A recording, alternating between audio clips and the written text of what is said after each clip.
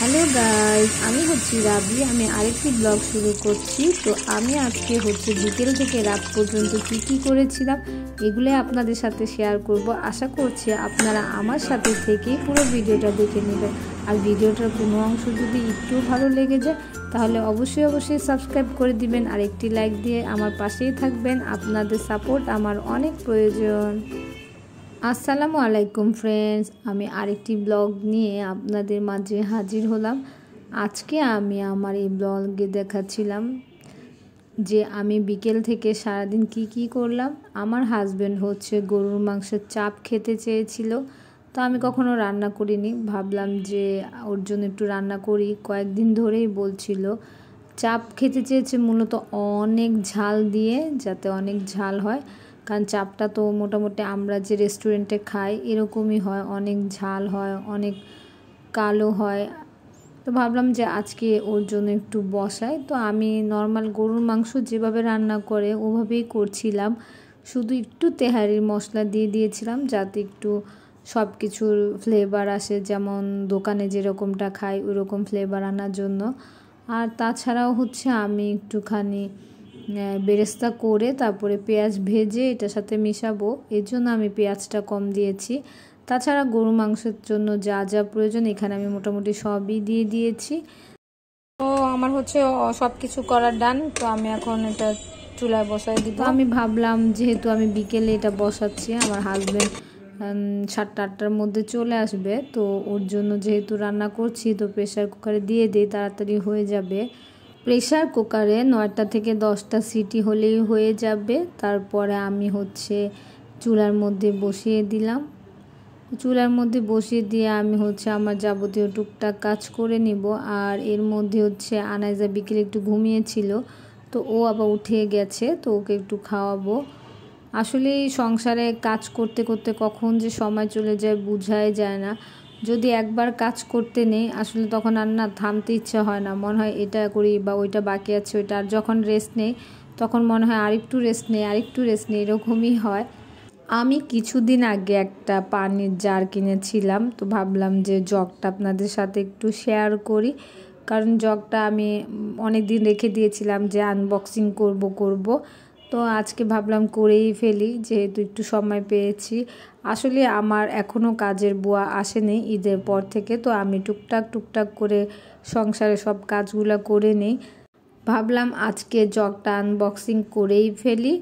তো জগটা অনেক শখ করে কিনেছিলাম নিউ মার্কেট থেকে। আমি আরএফএলেও দেখেছিলাম, বাট আরএফএলে আমার কাছে 1100 বা 1000 টাকা দাম চেয়েছিল। তো ভাবলাম একটু নিউ মার্কেটটা দেখে নিই। তো নিউ মার্কেটে এসে হচ্ছে আমি এটা নিয়েছি। এটা আমার খুবই ভালো লেগেছে। তো নিউ মার্কেট থেকে 700 টাকা নিয়েছে। তো যেহেতু এরকম আরও অনেক টাইপের জিনিস ছিল, ইদানিং অনেক কিছুই আসছে, তো ভেবেছি সবই কিনবো, বাট আস্তে আস্তে কিনবো। কারণ যেহেতু অনেক বড় একটা প্রজেক্ট মাত্র শেষ হলো ফ্ল্যাটের। এখানে ভাই আর বোন মিলে হচ্ছে সন্ধ্যার নাস্তা বানাচ্ছিল। তো আজকে পিৎজা খাবে, তো ও নিজে হাতেই বানিয়ে নিচ্ছিল আর আমার জন্য অনেক কিছু রেডি করছিল ধোয়ার জন্য।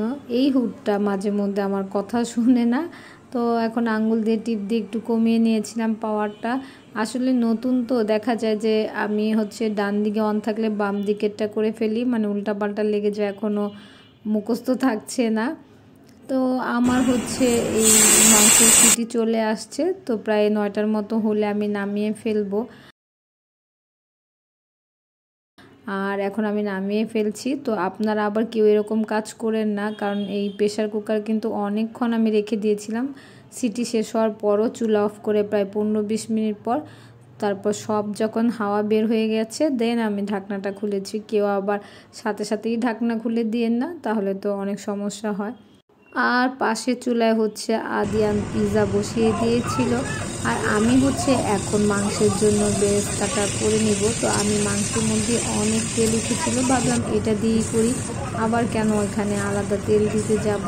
তো তাই ওখান থেকে একটু তেল নিয়েছিলাম। আর এই তো বেরেস্তার জন্য আমি এখানে পেঁয়াজ দিয়ে দিয়েছিলাম। তো এটা হচ্ছে একদম ভাজা ভাজা হয়ে গেলেই দেন আমি হচ্ছে মাংসটা এটার মধ্যে ছেড়ে দিব। তাহলে হচ্ছে কি যে একদম রেস্টুরেন্টের যে একটা ফ্লেভার থাকবে ওটাও চলে আসবে।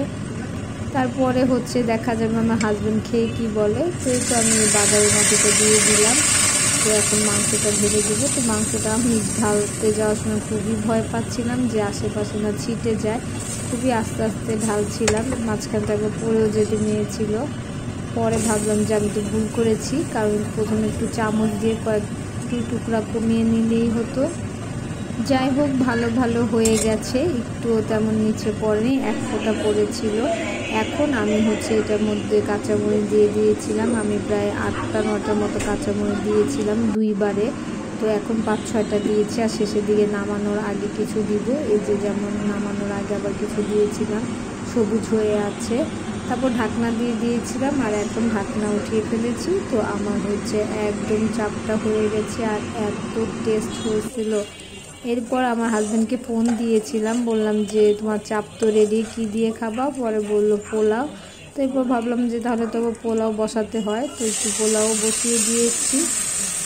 তো পোলাওটার সাথে সাথে আমি আবার পাশে চুলার মধ্যে ভেবেছি যে যেহেতু ওই দিন কাবাব বানিয়েছিলাম, তো কিছু কাবাবও ভেজে ফেলি। তো আমার হাজব্যান্ড আবার কাবাব খাবে না, পরে আমি আর আরদিয়ানের জন্য কাবাবগুলো ভেজে ফেলছিলাম। আমার এই কাবাবটাও ভালো হয়েছিল।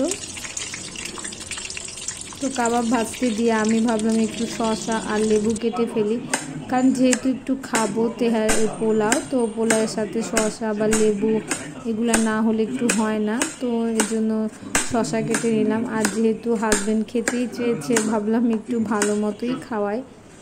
দেন আমি এখন হচ্ছে খাবারগুলো বেড়ে নিচ্ছিলাম, কারণ যেহেতু এখন খাওয়ার টাইম হয়ে গিয়েছিল।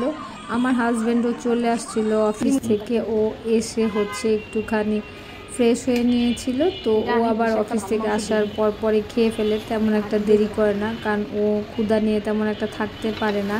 তো এই জন্য আমার 9টার মধ্যেই খাবার দাবার রেডি রাখতে হয়। তো ওদেরকে দিয়ে দিলাম, ভাবলাম যে আমি একটু ওদেরকে ক্যাপচার করে নিই। আর জিজ্ঞেস করছিলাম কেমন মজা হয়েছে, তো ও বললো এত নাকি মজা হয়েছে পুরা রেস্টুরেন্টের মতো। কিন্তু আমি যেরকম ঝাল ভেবেছিলাম ওই ঝালটা একটু কম হয়েছে। তারপর ওদের সাথে আমিও খেয়ে নিয়েছিলাম অফ ক্যামেরায়। তো খাওয়া দাওয়া শেষে এরপর যা যা ছিল এগুলো গুছিয়ে ফেলছিলাম, কারণ এরকম যদি গুছিয়ে টুছিয়ে না রাখি তো পরের দিন আবার একটু ঝামেলা হয়ে যায়। তো এই কারণে সব কিছু গুছিয়ে চুলাটা মুছে দেন হচ্ছে আমার আজকের জন্য কাজ শেষ হয়ে গেল। এরপর আবার আমি এগুলা হচ্ছে একটু এডিট করব, অনেক কাজ করতে হয়, তারপর ভয়েস ওভার দিব, এরপর আপনাদের জন্য ভিডিওটা রেডি করে দেন আবার আপনাদের জন্য হচ্ছে আপলোডও করে দিব। তো এই তো আমার মোছামুছির কাজগুলাও শেষ। আর এখানে একটু ভাত রয়ে গিয়েছিল দুপুরে, কারণ যেহেতু এখন পোলাও খেয়েছি তো ভাত তো আর কেউ খায় নাই, ওই ভাতটা আমি একটু পান্তা দিয়ে ফেলেছি, কারণ আমার হচ্ছে পান্তা ভাত খেতে খুবই ভালো লাগে। এই জন্য আমি একটু এরকম বেঁচে টেচে গেলে পান্তা দিয়ে দিই। তো আজকে এ পর্যন্তই, সবাই ভালো থাকবেন, আল্লাহ হাফেজ।